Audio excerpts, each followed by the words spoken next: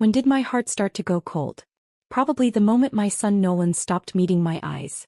Or maybe it was when my daughter-in-law Natalie looked at me with that impatient face. The kind of look you'd give an old piece of furniture taking up space. Or when my daughter Lainey sighed under her breath but never said a word. They said putting me in a nursing home was to let me enjoy my golden years. I looked up at the chipped sign, Suncrest Haven. The edges were rusted through and the letters leaned like they'd given up trying. I laughed, really laughed. What a blessing, huh? They don't get it. Fate has a twisted sense of humor sometimes. It waits until you're buried so deep in the muck you can't move. Then it flips the script. Just like that. My name is Sadie Lewis. I'm 68 years old. My husband passed away young, so I raised our 2 children, Nolan and Lainey, on my own. The long nights, the years of struggle. There's no point digging those memories back up now. I thought once they were settled I could finally exhale. Take a breath. Enjoy a few quiet years. What I didn't expect was for quiet to come so fast. So fast I didn't even have time to brace for it. That night we were all under one roof for a rare family dinner. I was still in the kitchen juggling dishes, when my daughter-in-law Natalie's voice cut sharply through the doorway.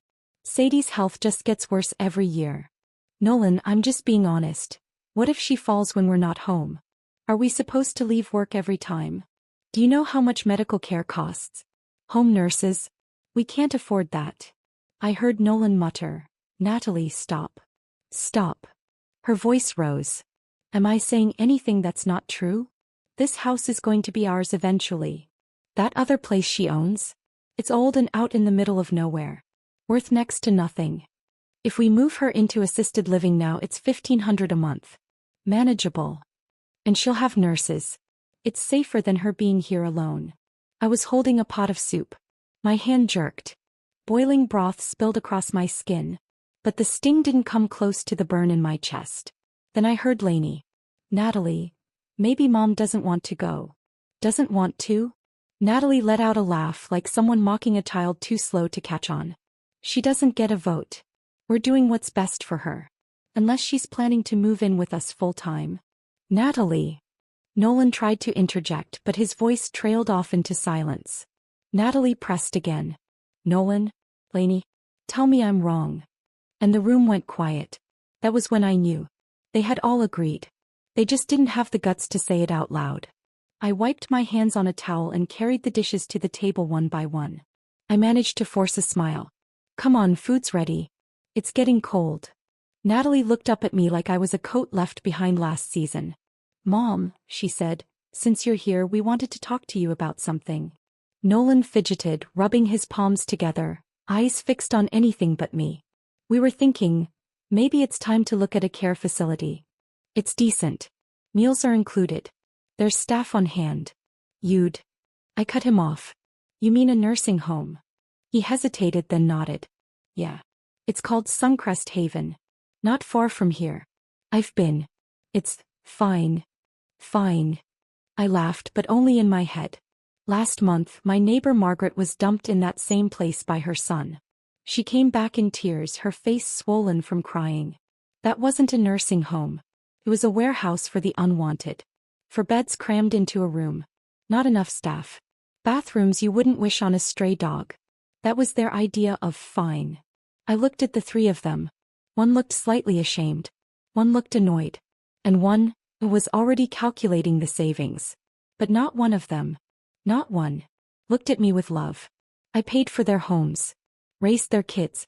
Drained every penny of my savings for their comfort. Now that I was old and of no more use. I had become an inconvenience to be relocated. A problem to be handled. That's when my heart stopped aching. It started hardening. All right, I said softly. That answer, so calm, so simple, stunned them all into silence. Natalie was the first to react. Her face lit up like she'd just scratched a winning lottery ticket. Sadie, you really are so understanding, she gushed. I knew it, you've always put this family first. You get how hard this is for us. Nolan let out a breath, his voice softening. Mom, don't worry. We'll come visit. Often. Lainey kept her eyes down. She didn't say a word. I glanced at all of them, my voice steady. When? The sooner the better, Natalie answered quickly. I already checked. Suncrest Haven can take her next Monday. I nodded. All right. Monday it is. And right then I saw it. The relief. The ease that swept across their faces, like they'd just completed some difficult yet noble mission. They nodded to each other, exchanging light words, like they'd done the right thing and could now finally get a good night's sleep. None of them noticed how, in that moment, my head dipped ever so slightly. How the last flicker of softness behind my eyes went dark. What was left behind wasn't sadness. It was the start of something colder. You don't want me around. I'm old, inconvenient, disposable.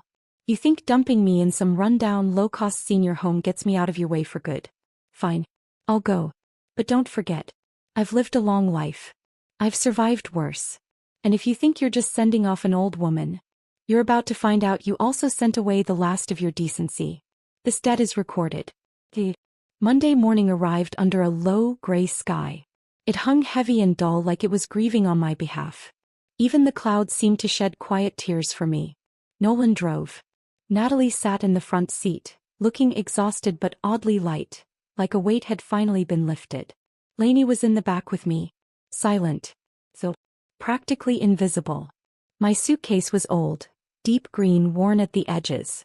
Inside were a few changes of clothes and a black and white photo of my husband when he was young. I always kept it close.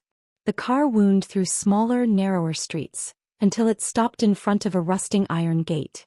A crooked sign read, Suncrest Haven Senior Living. A few residents sat hunched on plastic benches outside. Their eyes were vacant. Their bodies leaned so far forward they looked one breeze away from collapsing. The air was thick with something foul. A mix of disinfectant, damp rot and old mildew. Natalie wrinkled her nose and pulled out a tissue to cover her mouth. Sadie, we're here, she said, barely trying to sound pleasant.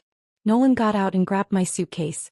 His hands moved like they were filled with sand, slow and reluctant. He never once looked at me.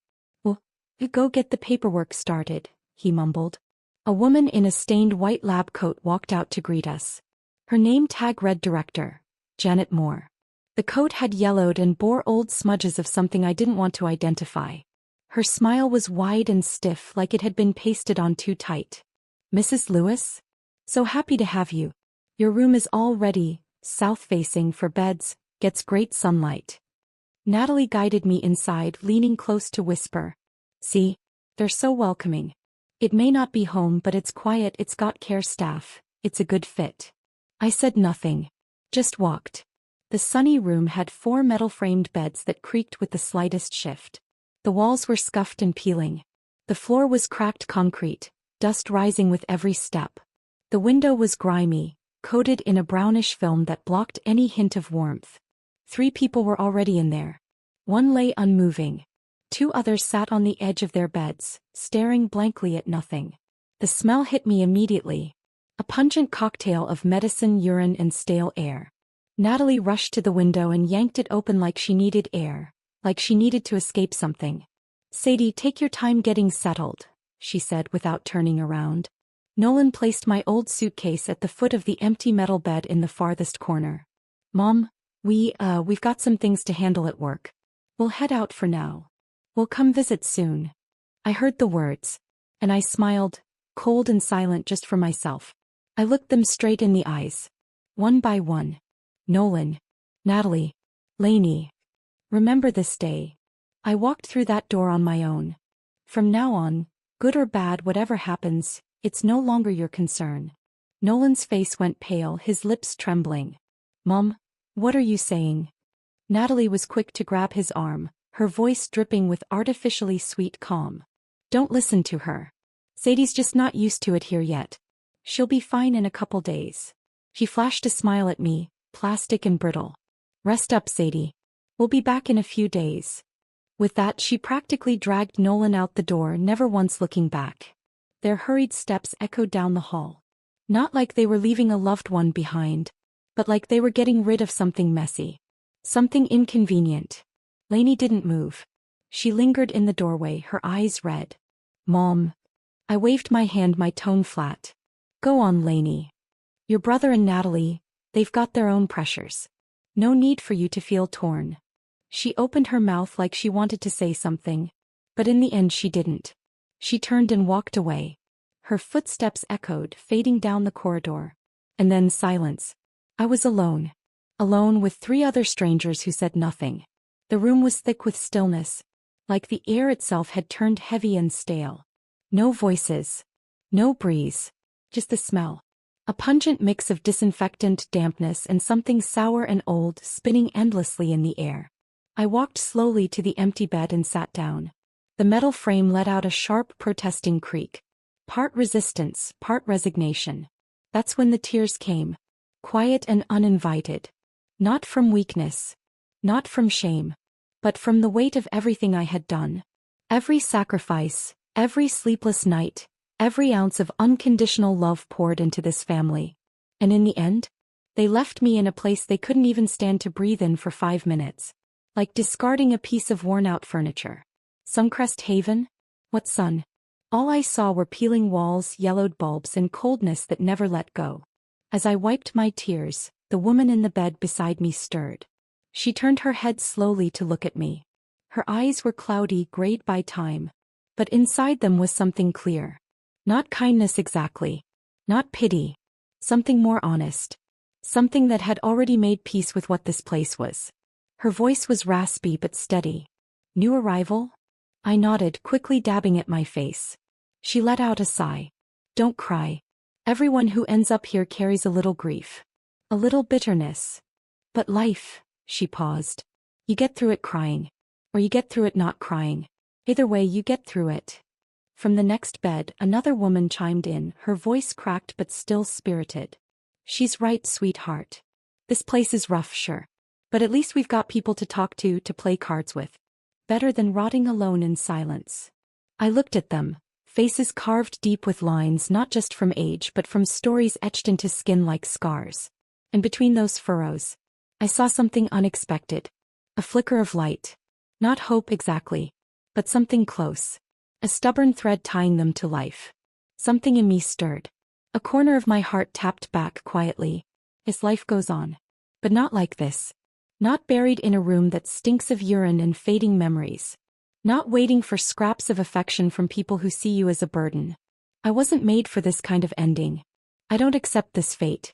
I slowly reached into the deepest corner of my coat pocket and felt the thin piece of paper tucked inside. A copy of the deed to my old house. It lay flat against my palm like a quiet reminder. I still had something of my own. A faint, cold smile crept across my lips. They thought that by settling me here everything was done? They were wrong. This wasn't the end. It was only the beginning. Life at Suncrest Haven was even harder than I imagined. Every meal, calling it pig slop, would have been generous. Watery corn mush, rock-hard bread balls, and what they called vegetable soup. Nothing more than lukewarm water with a few floating leaves. The staff were few and far between. Most of them barely spoke, and when they did, it was in clipped, tired tones. If they managed to get your meds to you on time, you were lucky. As for asking how you were doing, forget it. Most of the people here were like me, talked into it by their kids or with nowhere else to go or just forgotten. The faces in the hallway wore the same look, blank, brittle, hollow. I cried nearly every day the first week. Lying on that creaky metal bed at night, listening to my roommates coughing and the low moans of others shifting in pain. I hardly slept at all. And Nolan and Natalie? Just as I expected. They called once during the first week. The tone was polite. Mom, are you settling in okay? The food all right? But after that, nothing. Like I'd been snipped out of their lives. Clean and quiet. Only Lainey came by, twice secretly. Her eyes were red both times. She looked like a kid who knew she'd done something wrong. She'd leave a small plastic bag of snacks on my nightstand and push a few crumpled bills into my hand. Mom, I know this is unfair to you. Bro and Natalie, they're out of line. I'm saving up. Once I have enough, I'll get you out of here. I waved her off before she could finish. Your heart's in the right place. That's enough for me. Keep your money. You'll need it more than I do. As for your brother and Natalie, don't waste your breath. They're not worth it. I didn't want her caught in the middle. She had her own burdens. And if I'm honest, her late compassion didn't erase how cold her silence felt when I needed her voice the most. By now, the disappointment I felt wasn't aimed at one or two people. It was aimed at all of them. but I refused to stay buried in it. I wouldn't let it harden around me like cement. As the days passed, I tucked my tears away. In this place, despair is cheap. There's enough of it to go around. But I didn't want to drown my old age in it. I forced myself to eat no matter how tasteless the food. Forced myself to get out of bed, take walks in the courtyard. It wasn't much, just a few cracked pathways lined with overgrown shrubs. One loop took 3 minutes. But I walked it 3 times every day. I started talking to the others. I listened to stories of younger years. Of children who betrayed them. Of words that were never said when they should have been. My roommate, Blanche, had a son who ran a successful chain of restaurants. Married someone famous off TV. And yet, his wife said Blanche smelled old and didn't look good in their house. So they sent her here. He visits once a year. Just for show. And Mr. Hughes, who sleeps 2 beds down. He never married, never had kids. He lives off of barely their pension and the grace of strangers. Everyone here has their own sad chapter. Their own quiet storm. The more I listened, the quieter my heart became. Depending on others? That was a fool's game. You want your children to respect you? To love you?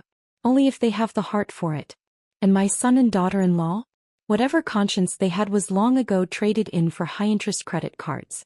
That afternoon I was doing my usual slow walk around the yard, thoughts heavy but calm, when suddenly Natalie showed up. Dressed like she was headed to a reality show. Sickly sweet perfume clouding the air around her, clutching a flashy fruit basket like it was a photo prop. She said she came to visit.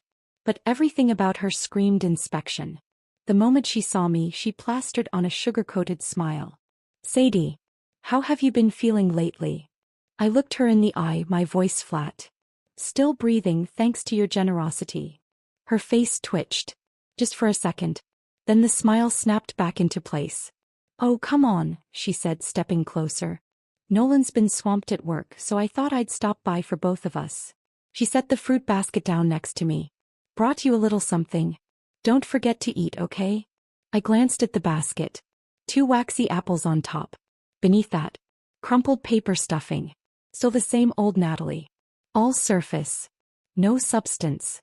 "You didn't come here for this," I said, my tone cool and clipped. "Out with it." She rubbed her hands together and the mask slipped just enough to show the fox beneath. "Sadie, it's like this. You know that old house of yours? The one that's been sitting empty? Well, we were thinking, it's a bit of a waste just leaving it there. So maybe, you could hand over the deed? We'd fix it up a little, nothing major. Then rent it out. And the rent money? We'd send it to you. You could use it for better meals, maybe some extras." He made it sound so thoughtful. Better meals, huh? More like helping pay down their credit cards. I smiled, soft, vacant, almost innocent.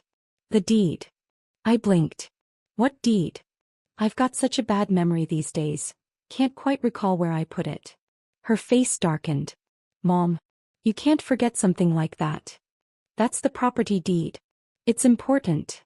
She stepped in, voice rising, eyes flashing with just a hint too much desperation. "You must have put it in a drawer or something. Why don't we stop by and look for it together?" She tried to sound helpful, but her eyes already had the gleam of someone planning how to pry open the cabinets. I felt a slow, cold laugh creep through my chest. "You think I'd let you go rummaging through my home while I'm locked away here? Dream on." "No need," I said as casually as if we were talking about the weather. "I've made other plans for that house." Her whole body tensed. "What plans?" I saw it, panic bubbling just beneath her polished surface. I let it linger, then smiled. "I'm selling it." "What?" She nearly jumped out of her skin. "You can't sell it." Her voice cracked into a screech. "That house." She fumbled, words falling apart in her mouth. "That house what?" I asked, voice smooth as ever. "It's mine. My name's still on the deed. I'm not dead yet. And here you are, already planning your inheritance." Natalie's mouth hung open. She had no comeback. Nothing to say. She clearly hadn't adjusted to the new version of me. The woman who no longer played along. "Sadie, you're misunderstanding," she said, switching to a softer tone and flashing a saccharine smile. "We're only thinking of your best interest. You're here all alone. What if something happens and you don't have cash on hand? Give us the house, let us manage it for you. That way, if you're ever in a bind, you'll have a safety net." It sounded lovely. But I knew exactly what she was doing. She wasn't giving me a lifeline. She was trying to block every single one of mine. I'll manage my own safety net, thanks, I said flatly, rising to my feet. I'm going back to my room. I'm tired. I didn't so much as glance at the fruit basket. Take it with you. I'm not short on apples. And with that, I turned and walked away, leaving her standing there with her fake smile and clenched fists. She stomped her foot like a tantrum-prone child, muttering under her breath. But I didn't bother turning around. I walked lighter than I had in weeks. Seeing her flustered, watching her stew in that entitled rage. It was delicious.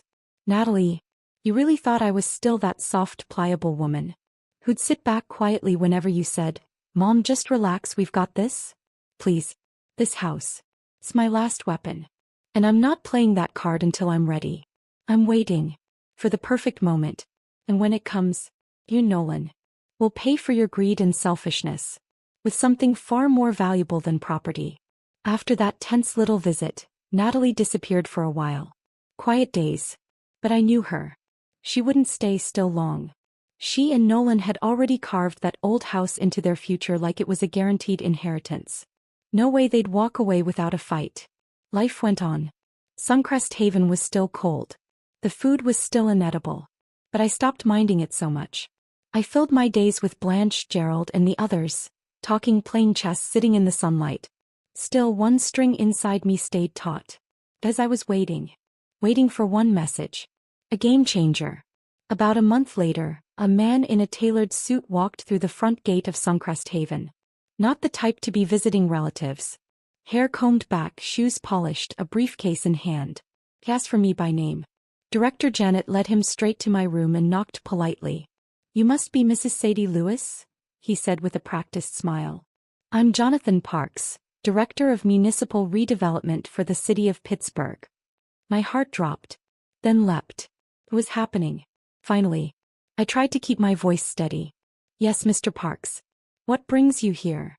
He gave a polite nod. "It's about the property you own on Rosewood Avenue. That neighborhood's been approved for inclusion in the city's urban renewal project. We'll be moving forward with demolition and redevelopment shortly. I'm here today to begin preliminary discussions on compensation." Compensation. The word rang in my ears like a firecracker, lighting up the whole room in a single blast. All these years, I'd waited for this. Carefully, quietly. I pressed down the wild pounding in my chest, but my voice still shook a little. "How much are we talking?" He pulled a folder from his case, opened to a marked page and slid it toward me. "Based on the property's square footage, location, structural condition, and our current incentive program for early agreement." Then he said the number. I thought I'd misheard. It was nearly double what I expected. So much that I could spend the rest of my life sunbathing on the southern coast of France. And still not run out. My fingers clenched so tight my nails dug into my palms. I was shaking just a little, but I bit down hard and didn't lose control. Jonathan must have noticed the tremor in me because his tone softened.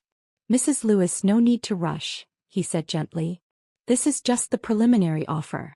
We'll go through several rounds before finalizing. But the general range shouldn't change too much. If you have any additional concerns or requests, we're open to adjustments." I inhaled slowly, forcing calm into my voice. "Thank you for coming in person. It's just a lot to take in. I'll need some time to think about it." "Of course." He handed me a business card. "My direct line's on there. Call me anytime." After he left, I closed the door behind him, and the moment my hand touched the wood, my composure cracked. I sat down on the edge of the bed, cradling the document in my hands, reading that number over and over. The tears came fast. Not from pain. From release. From disbelief. From joy so sharp it felt like light cracking through years of darkness. This was it. This was mine.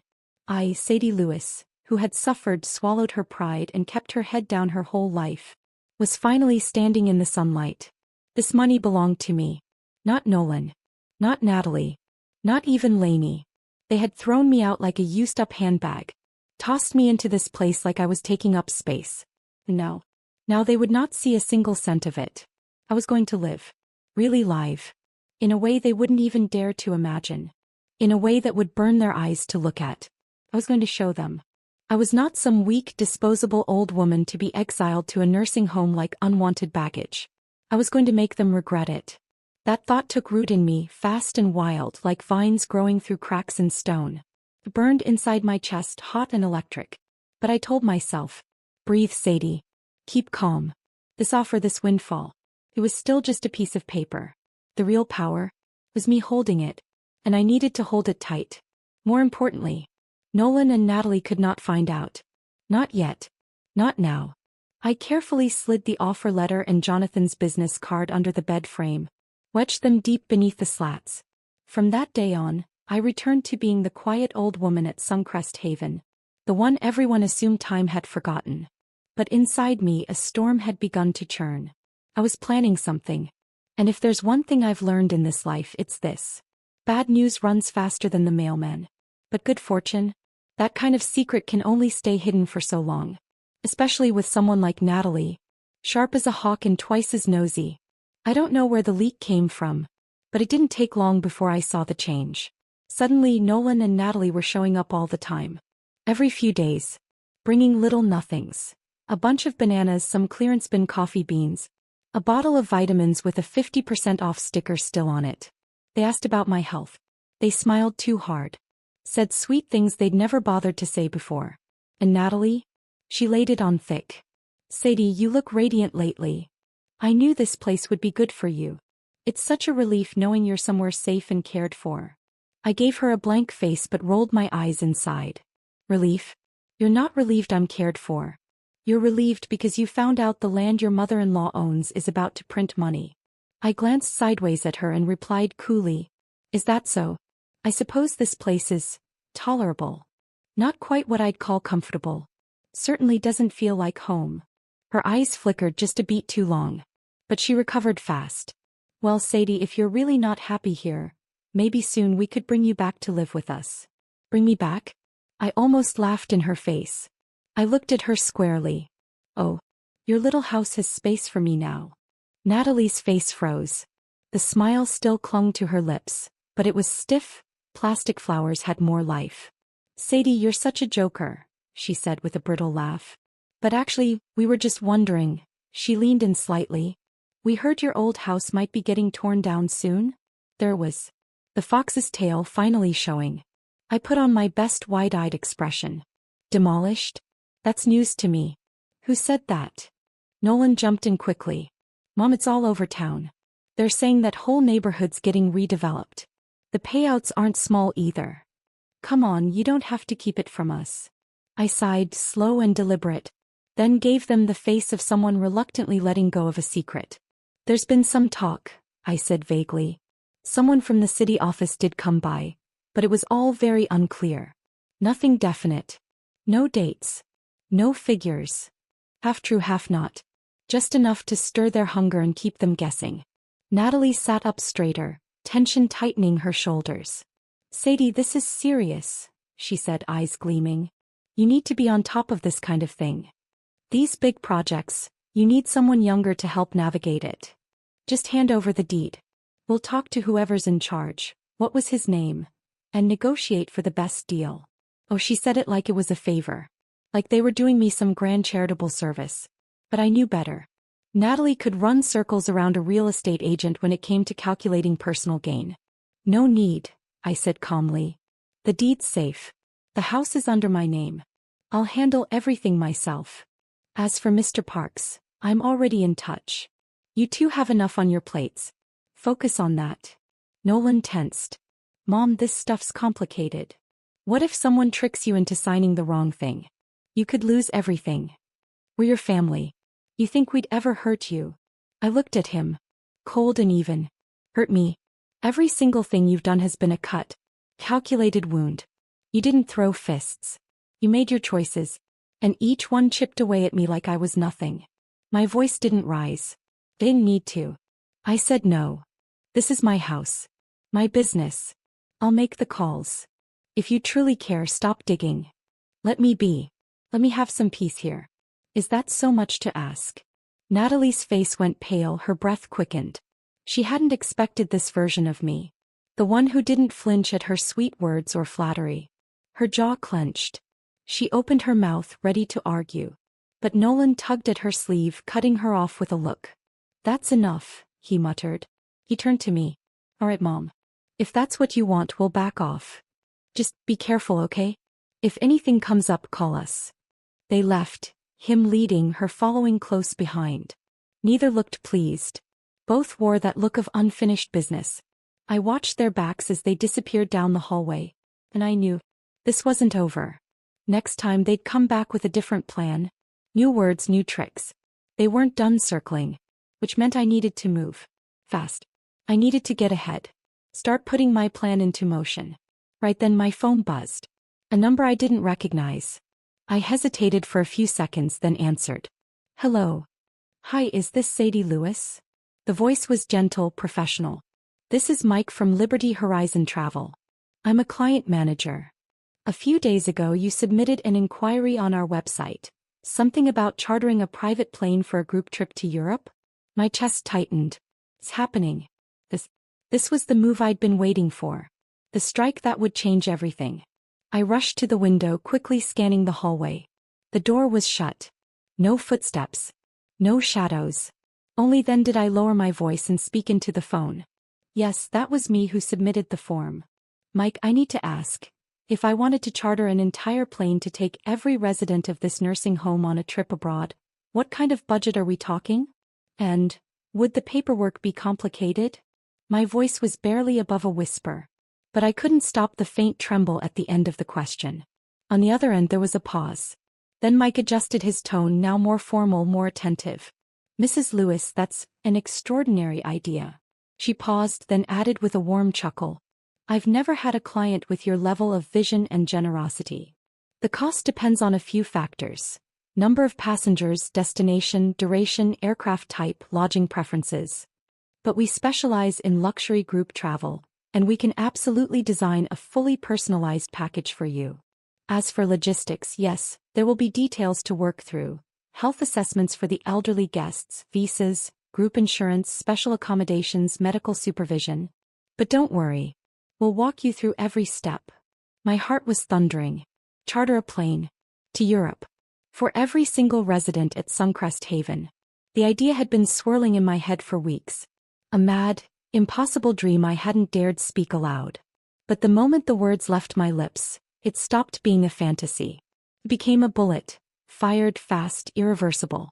I opened my mouth to ask about timelines, when suddenly, bang, the door slammed open so hard it rattled on its hinges. I jumped. My phone nearly flew from my hand. And there she was. Natalie.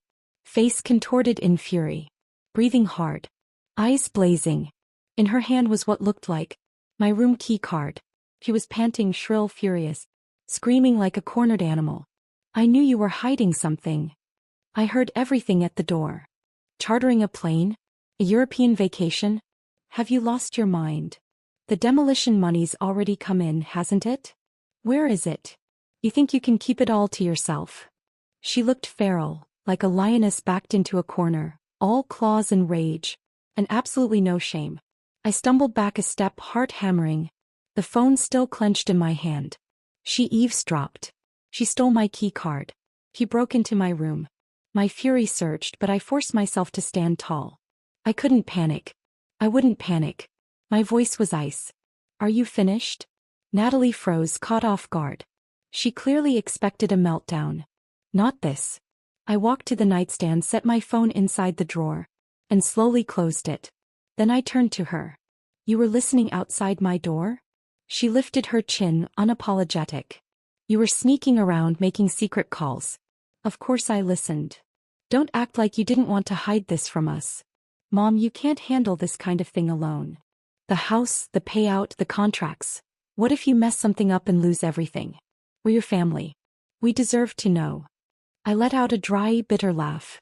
"Now you remember I'm family? When I was old, inconvenient in your way, you didn't seem so concerned." She flinched. Just a flicker. But then she dropped her tone, painting on that syrupy voice again. "Sadie, we were just overwhelmed. We said some things we didn't mean. You can't hold that against us. Don't think the worst of us. This compensation is a big deal, Sadie. You can't handle it all alone. If you trust me, give me the deed and that paperwork. I'll find a lawyer. We can take care of this together. I looked up at her, fully, as if I were studying the face of a stranger.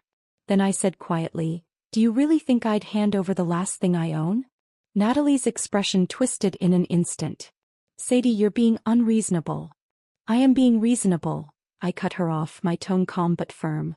"Just not the kind of reasonable you and Nolan like to hear." She stood there, trembling, her hands clenching the fruit basket like she wanted to snap the handle off. I sat down again, slipped Mike's business card back into the pages of my book like a bookmark and said, "Stop circling my house like vultures. I've lived 68 years and I didn't survive them all just to give my life away to greed."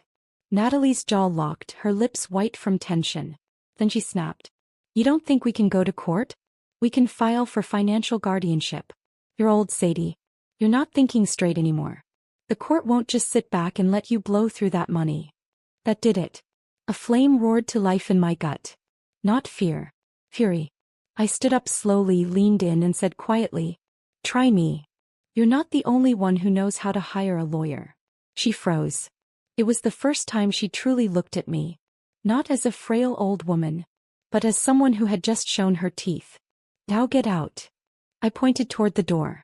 She hesitated, but the pressure in the room drove her backward. Just before stepping out, she turned with a glare that could have shattered glass. "You'll regret this." I didn't answer.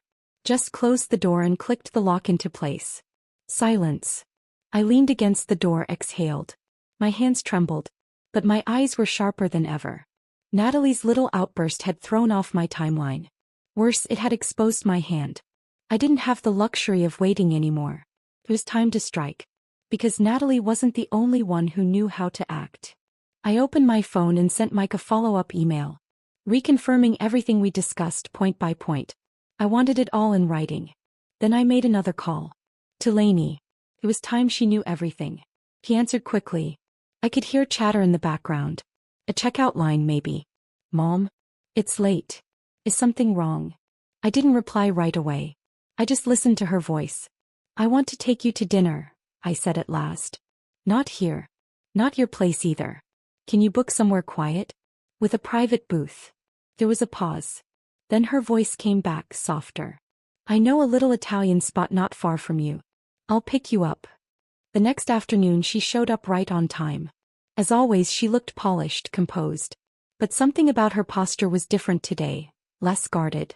We sat by the window, ordered our food. And finally she asked, her voice low, serious, "Are you serious about this? You know what they're trying to do, don't you?" I didn't answer. Instead, I reached into my bag and pulled out a set of documents. A copy of the property valuation report, the preliminary compensation agreement, Jonathan Park's business card, and a draft plan for a trust fund. I laid them out between us and looked her in the eye. She froze. You already set all this up?" I nodded. "Why didn't you tell me sooner?" I let out a quiet sigh. "Do you remember what you said the first time they brought up sending me to a nursing home?" She dropped her gaze, her fingers instinctively twisting the napkin in her lap. I didn't say anything. "Exactly," I said. "I was disappointed then. But now I get it. It's not that you didn't care. You were just still stuck in that phase of life where you worry too much about what everyone else thinks." She looked up, her eyes rimmed red. "Mom, it wasn't that I didn't want to help you. I was just scared that standing up for you would mean burning every bridge with them." "And now?" I asked. She didn't answer. Instead, she reached into her bag and handed me a folder. "I made an appointment with a trust attorney," she said quietly. "I already had a consult. You have every legal right to place the compensation into an irrevocable trust. You can designate the beneficiary. Even if it's that one-eyed cat from the nursing home, they can't touch it." I blinked, then laughed out loud. "You really are my daughter." He gave a soft chuckle. "Late bloomer. But still in season." We took our time with the meal. She asked about everything. The travel agency, the itinerary, the list of residents. "You're serious about chartering the flight?" "For all of them." "I am." "Where to?" "The Maldives." Lainey's eyebrows shot up. "I thought it was Europe?" "I changed my mind," I said.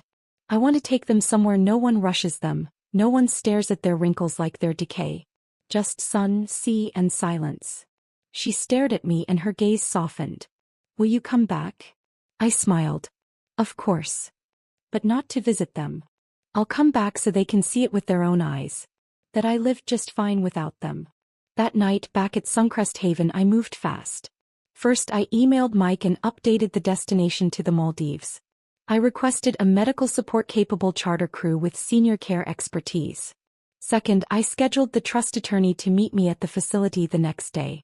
All paperwork would be signed on site.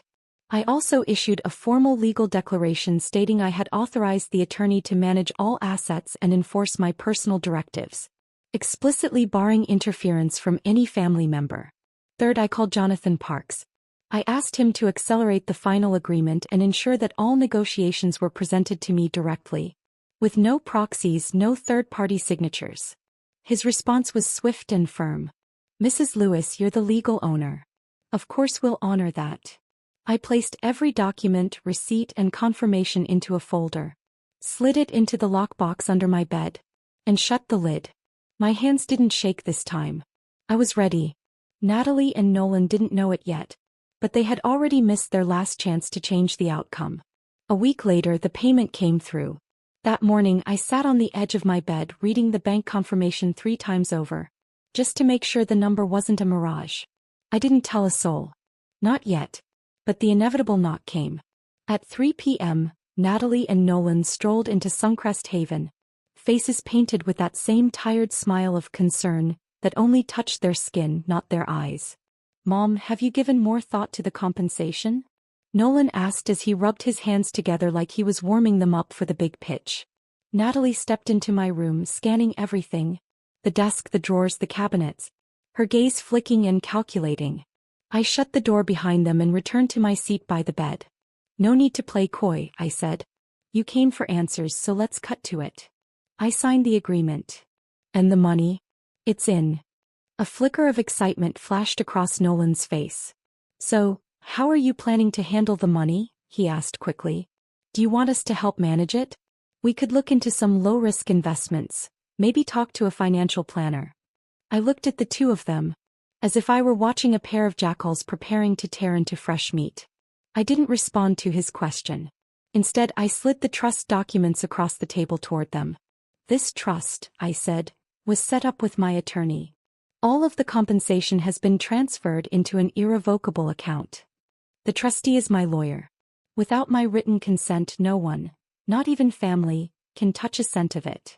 Natalie's face dropped as if I had slapped her. She stood frozen, mouth half open, completely speechless. Nolan managed a weak smile. Well, come on. We're your family. We're not strangers. No, I said, holding his gaze. You're not strangers. You're my family. But family has boundaries. And the moment you signed me away to this place, you were the ones who shattered them. Natalie finally found her voice, and when she did, it was shrill with fury. You had no right to cut us out like this. We have the legal grounds to apply for financial guardianship. You're a senior citizen, Sadie, and the court won't just stand by while you blow through that kind of money. I said nothing. Instead, I opened my drawer and pulled out a small digital recorder. This, I said, is a recording of the last time you broke into my room, eavesdropped on my call, and verbally threatened me. I've backed it up. My lawyer has a copy on file. Natalie's mouth opened and closed like a fish out of water. She couldn't form a single word. Nolan's shoulders slumped, his face a storm of shame and simmering resentment. Mom, he said quietly, so this is it? You're cutting us off. No, I said, my tone calm and clear. You did that yourselves. Long ago. I walked to the window and pulled the curtain open. Sunlight poured into the room, spilling across the trust documents on the table like a spotlight. In 1 month, I said, I'll be leaving this place. Natalie blinked. Leaving? Where are you going? I turned back and smiled. The Maldives. I chartered a private jet. I'm taking every resident from Suncrest Haven who wants to go. We'll sip fruit juice by the ocean, watch mermaid shows, and soak up the sun like we're 20 again. We don't need pity. We don't need caretakers deciding what our lives are worth. We just want, just once, to live like people again. Lainey had appeared in the doorway, quietly listening. Her eyes glistened, Part awe, part apology. Natalie lost control. You're insane. You're wasting money on a bunch of wrinkled old. Stop talking. Lainey's voice wasn't loud, but it landed like a gavel in a courtroom. The room went silent. She walked forward and placed her hand gently on my shoulder. Mom, she said softly, I'll take you to the airport. Nolan opened his mouth, but no words came. He simply lowered his head, took Natalie's arm, and walked out with her in stunned, bitter silence. I closed the door behind them. The quiet returned, but this time it was comforting. I turned to Lainey. You're really not angry with me? I asked. She shook her head. I don't regret what you're doing now. I only regret not speaking up the first time they tried to put you away. I smiled. My eyes were wet, but they didn't sting anymore.